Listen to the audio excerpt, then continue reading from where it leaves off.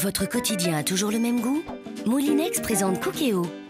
Préparez plus de 100 plats préprogrammés en quelques clics. Faites votre choix et Cookéo s'occupe de tout en un rien de temps. Avec Cookéo, le premier multicuiseur intelligent de Moulinex, rien de plus facile pour changer votre quotidien.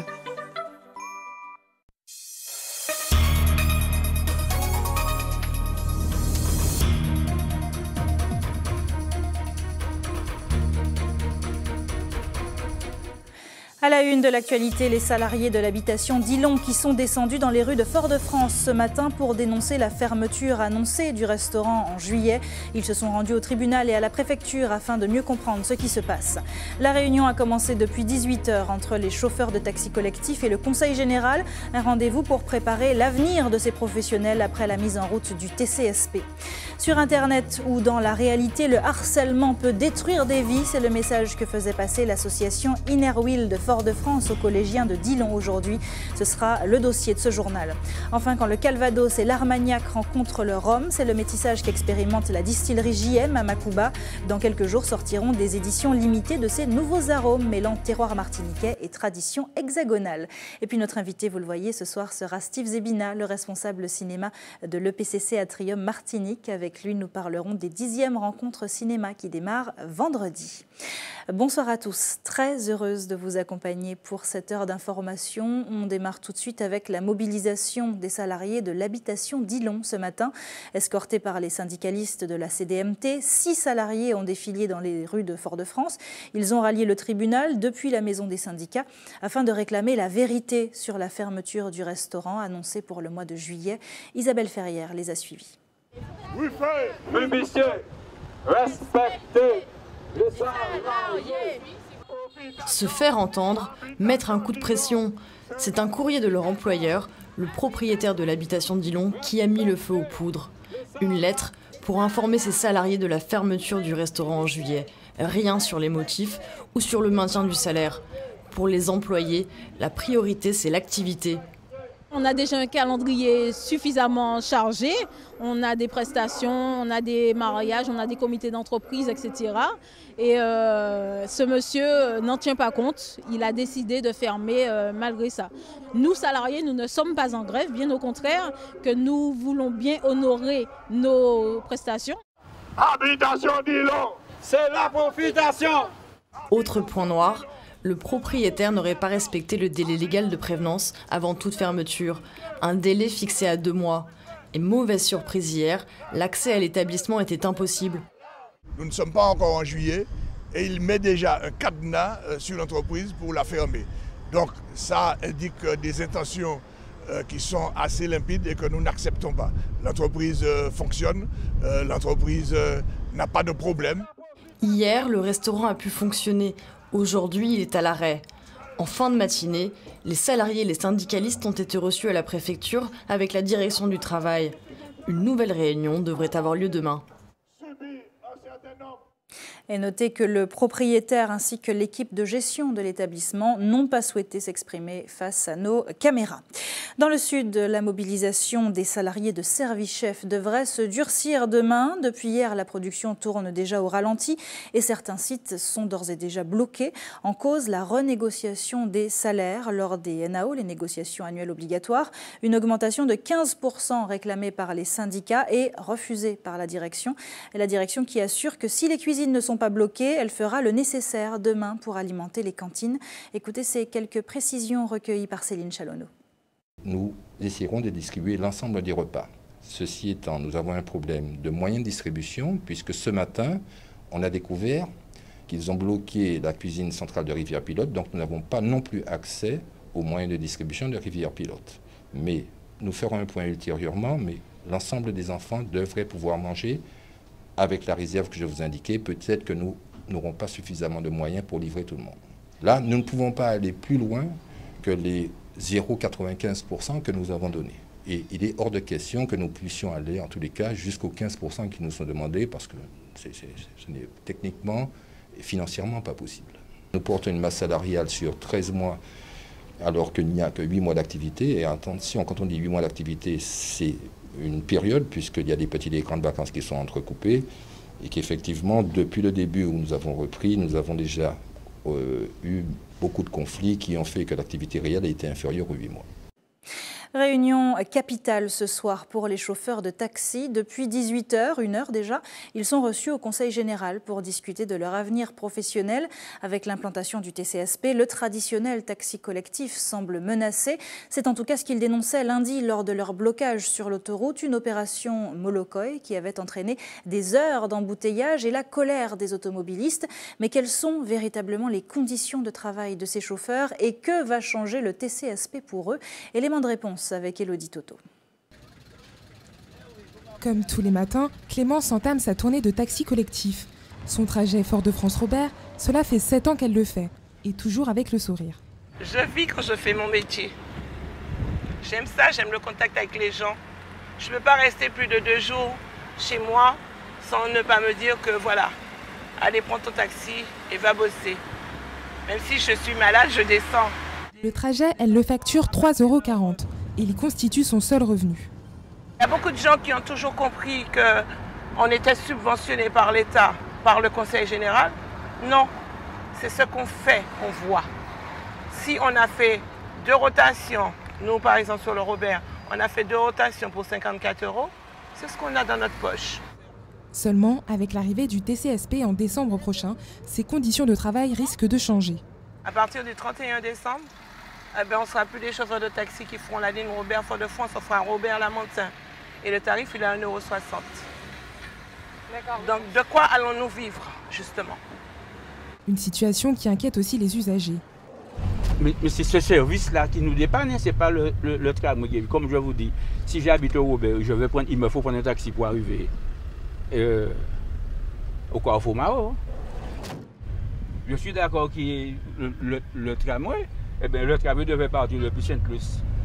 Lundi dernier, une opération escargot a été lancée pour manifester contre ces nouveaux trajets. Mais avec les embouteillages générés, les taxicos se sont mis les autres automobilistes à dos. Les gens nous prennent à partie. On nous fait même des entourloupes, on nous fait même des coups de voiture, parce que j'ai vécu ça il n'y a pas longtemps, quand on a grévé avant-hier et tout. J'ai eu ça sur la route où un monsieur, il m'a relancé avec sa voiture. Donc, moi, je trouve ça pas normal parce qu'on a droit aussi à la grève.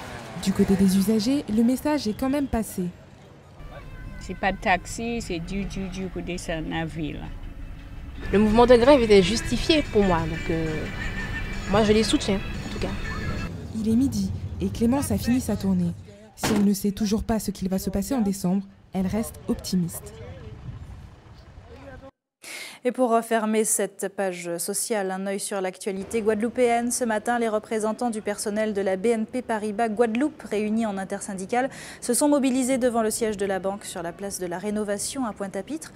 Un rassemblement pour dénoncer une fois encore le projet de fusion des filiales de Guadeloupe, Guyane et Martinique qui entraînerait la suppression d'une 60aine de postes dans l'île Sœur. Conséquence de cette grève, plusieurs agences ont été fermées au public aujourd'hui. Écoutez ces quelques précisions recueillies par Linda Kayarsi. Bon, la direction, ils essaient de nous présenter ça, disant que oui, c'est un PDV, que ce sont des gens qui ont la possibilité de partir à la retraite, il ne va pas avoir de licenciement, mais il va y avoir quand même diminution de 30% des postes de travail. Ça, c'est clair. C'est des jeunes qui aujourd'hui préparent le diplôme de banque, qui ne peuvent pas travailler.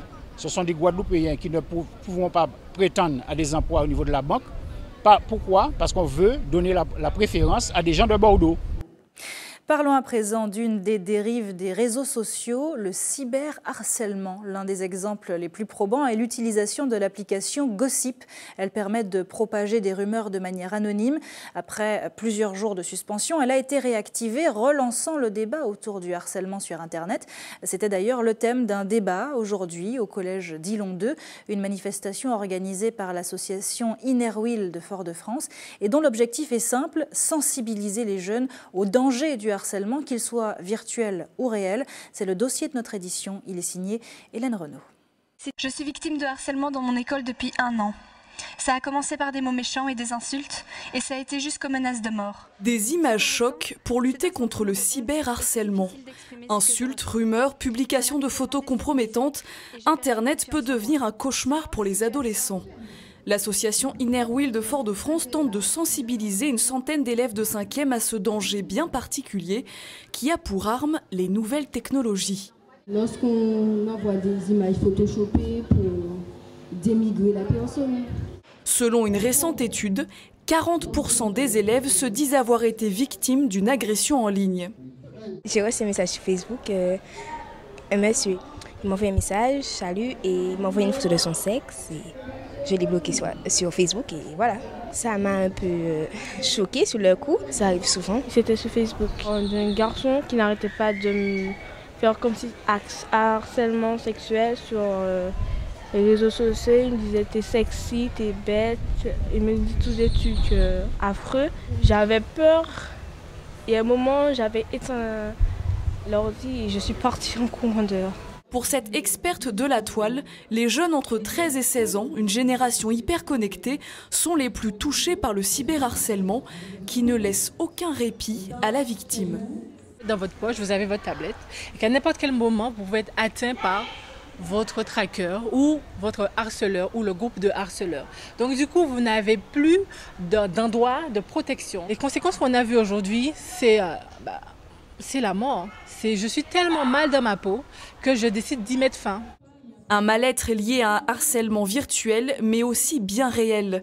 Beaucoup de jeunes que nous avons rencontrés se disent victimes de moqueries répétées. Ici, à l'école, on me traitait de grosse parce que j'étais costaud. C'est pour ça que des fois, je ne venais pas à l'école et je restais chez moi. Et puis après, je revenais le lundi matin. Et je n'avais peur le lundi matin. Et ça a commencé au collège. Où on me disait t'es grosse, t'es noire, t'es laide, on me disait ça d'insultes. Et franchement, ça me fait mal au cœur. Les dangers du harcèlement scolaire, cette mère les connaît bien. Son fils de 11 ans a été le souffre-douleur de ses camarades à cause de sa grande taille. Il est aujourd'hui à l'hôpital. Un des collégiens l'aurait fait tomber. Conséquence, une fracture du fémur et du bassin. Aujourd'hui, elle lance un cri d'alarme. Après, il devra aller en éducation, il devra marcher sur des béquilles pendant des années. C'est un harcèlement qui a été sournois. Brice n'a pas voulu, je pense, par peur des représailles, par peur que j'aille voir le principal, par peur que enfin, il ne voulait pas que j'en parle. Et puis aujourd'hui, il faut que ça cesse. Parce que s'il n'y avait pas eu cette violence morale, cet harcèlement moral, cette violence physique, il n'y aurait pas eu, je pense que Brice ne serait pas là aujourd'hui. Briser le silence pour se battre contre le harcèlement à l'école. Selon une étude de France Télévisions et du Parisien, la moitié seulement des jeunes harcelés en parleraient à un adulte. 524 kilos de marijuana, c'est ce qu'ont intercepté les équipes du Ventose au large de Saint-Martin dans la nuit du 3 au 4 juin dernier. La marchandise d'une valeur d'1 million d'euros a été rapportée à Fort-de-France et détruite hier par les agents de l'OCRTIS. Un beau coup de filet pour les services de l'État en coopération avec les autorités américaines. Le bateau qui contenait de la drogue battait pavillon d'Anguilla. Son nom, Lady Margaret. Avec cette nouvelle prise, les services de l'État en mer comptabilisent plus de 5,8 tonnes de drogue interceptées depuis le début de l'année 2015. Au chapitre éducation, la fin de l'année, c'est toujours l'occasion de réfléchir à son orientation. Pour inciter les élèves à se lancer dans les filières professionnelles, les collèges de Guadeloupe ont choisi de les emmener visiter des entreprises. Pour les jeunes de 3e, c'est l'occasion de découvrir les métiers du bois, un secteur d'activité noble et plein d'avenir dans lequel les élèves en difficulté scolaire pourront sans doute s'épanouir loin des matières traditionnelles et avec les talents de leurs mains. Linda Kayarsi. En une matinée, cette société spécialisée dans la fabrication et l'installation de meubles de cuisine en bois a livré tous ses secrets. Le guide du jour n'est autre que Rudy, le responsable d'exploitation. Cela fait 25 ans que le métier du bois le passionne, une passion qu'il souhaite transmettre à ses jeunes. Notre habitude consiste à faire découvrir aux jeunes un petit peu le travail du bois, mais pas comme à l'ancienne où on connaissait avant le maillet, le marteau. Donc on a maintenant des outils qui sont beaucoup plus performantes et plus précises qui nous permettent de faire du plus joli travail. Après l'atelier de fabrication, direction le showroom. Ici sont exposés tous les meubles de cuisine destinés à la vente. Donc vous allez trouver des cuisines, vous allez trouver des salles de bain, des petits meubles, des placards, des dressings, voilà. On propose l'ensemble de petits mobiliers. Une visite riche en enseignements pour ces élèves de 3e. Les menuisiers travaillent avec le bois nommé médium. Alors c'est un bois que j'utilise maintenant parce qu'il est beaucoup plus vendu que les autres. Voilà. Je trouvais ça très bien, quelque chose qui m'a apporté beaucoup d'apprentissage parce que le métier de bois c'est quelque chose qu'on doit tous aimer parce que tous les jours, on aura besoin de bois pour faire des tables, des maisons, des choses qui ont besoin pour la vie. Pari gagné pour l'association Guadeloupe Animation qui, depuis plusieurs années, s'est engagée auprès des jeunes afin de lutter contre le décrochage scolaire. Et cette année, elle a fait la promotion de la filière bois. Le bois, c'est une matière noble, c'est une matière peut-être, lorsqu'on parle d'orientation, beaucoup de personnes oublient quand même qu'on peut faire quand même on peut accéder à cette profession parce que les gens pensent toujours au métier de charpentier, de menuisier. Tandis que maintenant, lors d'une visite ce matin, ils ont pu quand même visiter une entreprise qui fabrique des escaliers, des portes, des parquets et tout. Et tout cela se fait grâce à une machine commande numérique. Alors, on peut aussi allier maintenant l'informatique pour qu'on puisse réaliser un certain nombre d'objets. À la fin de la matinée, les collégiens qui ont participé à cette visite ont été récompensés.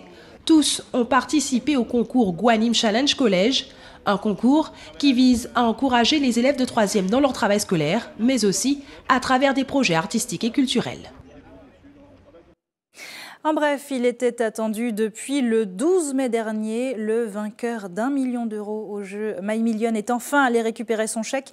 Il a déclaré à la Française des Jeux que cela lui permettrait de profiter d'une heureuse retraite. On lui souhaite donc bien du bonheur. Restez avec nous sur ATV. Dans un instant, on ira au théâtre voir une pièce de Molière jouée en créole par des collégiens du Vauclin. Ils se produiront demain à l'Atrium. Et puis Hubert Bornil nous emmènera ensuite à la rencontre de Joël Gordon, un ébéniste, un peu menuisier, mais surtout 100% artiste qui expose en ce moment à la Villa Chanteclair. Mais avant, je vous le disais, direction l'Atrium, où près de 800 collégiens se retrouveront demain. Un rendez-vous très important pour ces jeunes qui, toute l'année, ont participé au dispositif départemental d'éducation artistique. Sur une initiative du Conseil général, 11 établissements se sont lancés dans des travaux autour du créole et de la culture martiniquaise. Demain, il s'agira de présenter le fruit de longs mois d'apprentissage. Les élèves du collège du Vauclin, eux, joueront du Molière, traduit en créole par Thérèse Léotin. Quand l'avare devient piétéa, c'est un reportage signé Céline Chalonneau avec Anouchka Flieler et Guy Raphaël René. Molière, ça se joue aussi en créole. Toujours des paroles, toujours les mêmes. Pourquoi assassiner moi? Mettez sous son en bas des papiers. Bah moi ils sont fait comprendre ça langue chez moi mes petits bords. Oui, bah le manque à quoi ça qu'a dit là? Pour certains de ces collégiens, ce texte déclamé est une vraie rencontre avec une pièce classique, mais surtout une découverte des richesses linguistiques du créole. Les expressions que l'on peut dire en créole, c'est plus facile de les dire en créole qu'en français. C'est naturellement, et puis même quand on a un trou, quand on récite, c'est-à-dire qu'en français, il y a certains mots, et en créole, on peut se lâcher, il n'y a pas besoin de texte à connaître par cœur, c'est naturel. Cette initiative pluriartistique du Conseil général auprès de 11 collèges de l'île est la preuve de la vitalité du créole. Contre certaines idées reçues, cette langue trouve aussi sa pleine expression dans la dramaturgie française. Il y a une force que des fois je ne trouve pas en français. On peut rapprocher le créole du français par rapport aux proverbes quand on peut toujours les, comme on dit en créole, nous peut lier. Se frotter au texte de Molière n'a pas été un problème pour ce professeur de français et créole. L'avare en créole, ça donne piétéa, un texte de Thérèse Léotin. La difficulté pour l'auteur a été de trouver des expressions équivalentes à l'esprit du récit. C'est la langue créole, mais avec son langage soutenu, avec un vocabulaire plus relevé, avec des expressions plus relevées et qui fait ressortir justement ces grands sentiments humains. Et je crois que comme toute langue, le créole a à la fois un niveau soutenu, un niveau courant et un niveau familier. Ce jeudi 11 juin, le créole se met en scène. Une manière ludique et éducative d'initier autrement ces jeunes esprits à leur patrimoine linguistique. Et notez que le président de la République, François Hollande, devrait demander sous peu au gouvernement de déposer un projet de loi constitutionnelle visant la ratification de la Charte européenne des langues régionales ou minoritaires, signée en 1999. Une charte qui n'a toujours pas été ratifiée et qui n'est donc toujours pas applicable. Elle permettra notamment de reconnaître notre créole comme langue régionale. Nous étions à l'Atrium, restons-y, le PCC qui fête les 10 ans de ses rencontres cinéma. Du 12 au 19 juin, une sélection de films du monde entier sera diffusée à Madiana et à l'Atrium. Un voyage au cœur du 7e art dont on parle avec notre invité, Steve Zebina. Bonsoir. Bonsoir. Merci beaucoup d'être avec nous. Vous êtes responsable cinéma de l'EPCC Atrium Martinique. Alors, 10e édition des rencontres cinéma, je le disais, un festival dont le thème cette année est musique et cinéma. Pourquoi vous avez choisi ce thème? Pourquoi nous avons choisi ce thème? Me vient à l'esprit tout de suite la phrase de Nietzsche qui disait que sans musique, la vie serait une erreur. Et je pense que la musique, en plus d'être un élément fondamental de l'existence de chacun de nous, on a tous en tête une mélodie qui nous accompagne, a toujours joué un rôle fondamental dans le cinéma. Et c'est ce qui nous intéresse de découvrir. On va découvrir comment, grâce au cinéma, on découvre des musiques du monde entier. On va partir du Nigeria, en allant à Cuba, en allant aux États-Unis, en allant bien sûr en Martinique et en Guadeloupe. Donc comment le cinéma peut aider à découvrir des musiques et puis comment la musique est un élément constitutif fondamental de toute œuvre cinématographique. Il faut se rappeler que même à l'époque du cinéma muet, la musique en live dans les salles était présente. Et c'est peut-être un petit clin d'œil à cette présence de la musique que nous faisons avec l'ouverture sous la forme de vidéo-concert où on aura Victor et Gilles Lydie Kozak, donc un musicien et un réalisateur qui vont mixer en live de la musique sur la scène de la salle Aimé Césaire. Qu'est-ce que vous avez prévu de spécial pour ces 10 ans? 10 ans, c'est pas rien. Alors, qu'est-ce qu'on a prévu de spécial? Tout d'abord, de la célébration, effectivement. C'est important que ça soit un événement festif. Il y aura beaucoup d'animations autour des séances. On a notamment le village des rencontres qui, tous les soirs, va accueillir les spectateurs sur l'esplanade de l'Atrium. Et puis, continuer un petit peu tout le travail que nous faisons tout au long de l'année à l'EPCC Atrium Martinique, notamment autour d'un programme qu'on appelle Territoire en culture, qui nous a permis d'emmener des pièces de théâtre, des spectacles de danse dans toute la Martinique. Et là, l'une des grandes nouveautés de ces rencontres cinéma, c'est qu'il y aura des séances un petit peu partout. On a créé le concept de tout cas les cinémas au soir, où justement, voilà, il y aura des séances un petit peu dans toutes les communes, avec comme point commun la convivialité, parce qu'il nous semble important que le cinéma permette aussi aux gens de se rencontrer et d'échanger autour des films. Un grand nombre de films a été sélectionné pour ces rencontres cinéma, une trentaine? Une trentaine à peu près. Quand on fait la somme de tout ça, ouais, on y arrive. Comment vous opérez cette sélection? C'est pas évident. C'est très compliqué. On échange avec tout le personnel et puis on échange aussi beaucoup avec tous nos collaborateurs parce qu'un festival, ça ne se fait pas tout seul. Ces rencontres cinéma, elles ont été créées aussi beaucoup grâce à nos contacts à Trinidad, à Cuba, à Saint-Domingue et tous ces pays qui seront représentés parce qu'il y aura une vraie délégation d'invités qui arrive dès demain d'ailleurs avec les premières personnes qui nous arrivent de Cuba. Et c'est véritablement aussi le désir de retranscrire un petit peu ce qu'est le cinéma aujourd'hui avec des films très originaux, des tendances très très différentes et puis aussi de montrer ce qui se passe dans notre univers caribéen. Donc je pense que c'est un petit peu le mix de tout ça, des vrais coups de cœur, un désir de coller à l'actualité et puis un désir de nous rassembler tous en Martinique et dans la Caraïbe.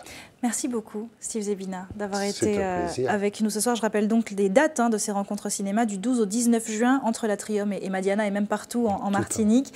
Le programme est disponible sur place à l'Atrium. Sur Internet, partout. Partout. Et puis il y aura cette grande soirée d'ouverture vendredi 12 à l'Atrium, entrée libre avec Gilles Lydie Kozak et Victor. Merci beaucoup. Fort-de-France.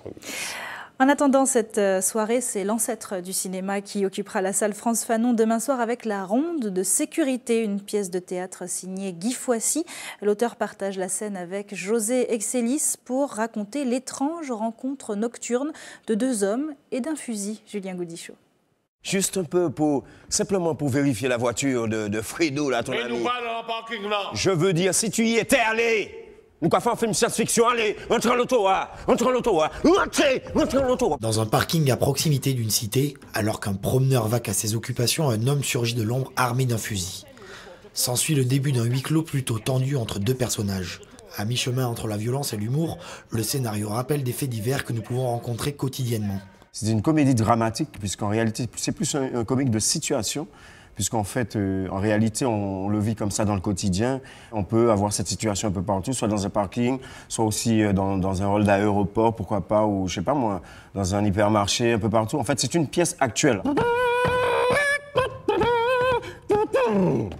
Un coup, tu dis une chose, un coup, tu dis le contraire. Alors? Mais mon pas savent. Vous pouvez commencer, hein? Alors, tu es sorti pour aller au parking. Tu ne trouves pas ça curieux? Mais non, je ne suis pas sorti pour aller au parking. La ronde de sécurité est une pièce sur l'enfermement, la xénophobie ou encore la violence urbaine. La pièce tragicomique use de dérision et d'absurdité pour traiter des sujets sensibles et actuels.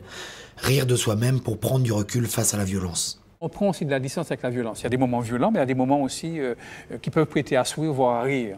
En fait, c'est la comédie de nous-mêmes. C'est rire de nous-mêmes, rire de nos réactions, rire de nos peurs, rire de nos maladresses. C'est apprendre à prendre de la distance avec ce que nous pouvons vivre et se dire, ma foi, tant qu'il y a de la vie, il y a de l'espoir. Tu aurais continué, oui ou merde? Je crois que oui. La ronde de sécurité est à voir dans son intégralité le 11 juin à l'Atrium. C'est l'heure de notre coup d'œil quotidien sur vos quartiers. Tout de suite, le JT des communes.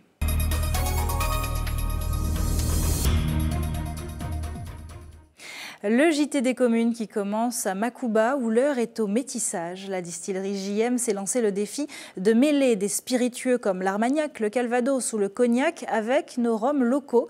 Une association avec les producteurs de l'Hexagone qui devrait faire naître de nouveaux arômes et faire davantage connaître la marque martiniquaise sur le continent. Pour le moment, il est question d'en commercialiser une édition limitée. Elle sera bientôt en vente, mais en attendant, Louis Sabas est allé dans les coulisses de cette nouvelle production. Regardez. Dans cette cuve, le rhum à 55 degrés coule à flot. D'ailleurs, cette distillerie compte bien en produire 1 million de litres cette année. Mais ici, on se fixe aussi un autre objectif depuis quelques mois, gustatif celui-là, le mariage du rhum vieux avec 3 spiritueux de l'Hexagone. Les cognacs de la main dans la région de Cognac, les Calvados le Comte dans la région du Calvados et Domaine du Tariquet, donc dans l'Armagnac. L'idée pour nous est de tisser un partenariat sur des maisons qui nous ressemblent en vue d'élaborer une nouvelle gamme de produits. Les nouvelles gammes en question, des rhums aux notes aromatiques de cognac, d'armagnac et de pomme pour le Calvados. Pour cela, il achève son vieillissement dans des fûts qui ont recueilli ces alcools. Mais il a fallu des mois de tests pour arriver à un produit gustativement satisfaisant. Pendant, disons, on va dire une année, notre rhum a été imprégné de ces arômes. On faisait des tests aux odeurs, au goût, et là, nous sommes arrivés. Selon la direction de la distillerie, la production des rhums aromatisés est avant tout l'occasion de nouvelles expériences. On reste producteur de rhum avec une spécificité sur ces 3 nouveaux produits, mais ce sont des petits produits en quantité limitée. C'est pour nous beaucoup plus un exercice de style qu'une réelle volonté d'inonder le marché. 21 000 bouteilles de ces rhums hors série seront produites. Seules 3 000 seront disponibles à la vente en Martinique. Mais l'eau n'aura pas le temps de beaucoup couler sous les ponts. Leur commercialisation est prévue très prochainement. Et je vous rappelle que l'abus d'alcool est dangereux pour la santé. Attention aux diamants. Hier, nous vous parlions de cette école maternelle du quartier Aumulane fermée à cause des fumées de l'incendie de la décharge de Céron le week-end dernier. La municipalité annonce aujourd'hui qu'après réunion avec la sous-préfecture et les pompiers, décision a été prise de ne rouvrir l'école que lundi prochain. Voilà pour les vacances forcées des élèves de cette école. Attention également aux coupures d'électricité. Demain, ce sera au François de 7h à 14h. Quartier Monroe et Frégate et lotissement Frégate également. Et puis pour terminer cette info pratique, un œil sur la carte de l'EFS comme tous les jours. Le camion de l'établissement français du sang sera stationné demain devant le Conseil général de Fort-de-France de 8h à 13h. Vous pouvez aussi vous rendre à la Maison du Don à la Ménard de 9h à 16h. On termine avec un travail d'orfèvre sur une matière on ne peut plus noble. Joël Gordon transforme le bois brut en œuvre d'art, un talent qu'il a perfectionné au Cermac et dans son atelier Foyalet. Aujourd'hui et jusqu'au 14 juin, ses travaux sont exposés à la Villa Chanteclair à Didier. C'est là qu'Hubert Bornil et Michelet François sont allés à sa rencontre. Comme le cheval, Joël Gordon foule le sol qui lui a tant apporté, qui lui a donné d'ailleurs ses racines, qu'il parvient à transformer. Aujourd'hui, c'est un homme justement délivré que l'on découvre à travers cette exposition. Chacune des œuvres de Joël Gordon interpelle et suscite des interrogations. D'abord la matière, le bois utilisé, qu'il soit figuier maudit, pomme moubin, hibiscus bleu ou cannelle. C'est dans quel bois ça? Ah, ça c'est du poirier. Alors la couleur, c'est du poirier mis en couleur. Et puis il y a toutes ces formes, ces expressions. L'exposition retrace un peu l'histoire de cet homme qui aura passé 40 ans dans un atelier du Cermak, emprisonné comme dans un bunker. C'est son ressenti. Nous avons l'expo qui commence par cette pièce qui s'appelle Ève. Ève et le face-à-face. Ça veut dire que c'est les deux personnages qui sont à l'intérieur, qui sont emprisonnés par leur destin.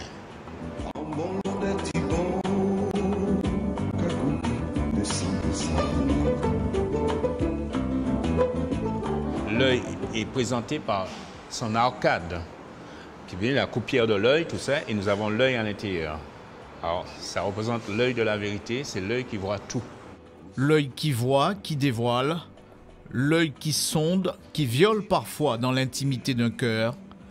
L'artiste se limite à l'œil de la vérité, c'est sa vision des choses, lui qui se dit plutôt spirituel. Quand je travaille, je chante, je prie même. Et c'est ma vie spirituelle qui me pousse à sortir ce que je ressens dans l'intimité même.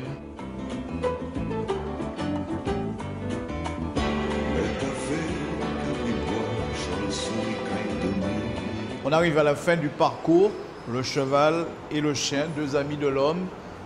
La colombe, symbole de liberté, est-ce à croire que Joël Gordon a enfin trouvé l'apaisement. L'exposition à découvrir jusqu'au 14 juin.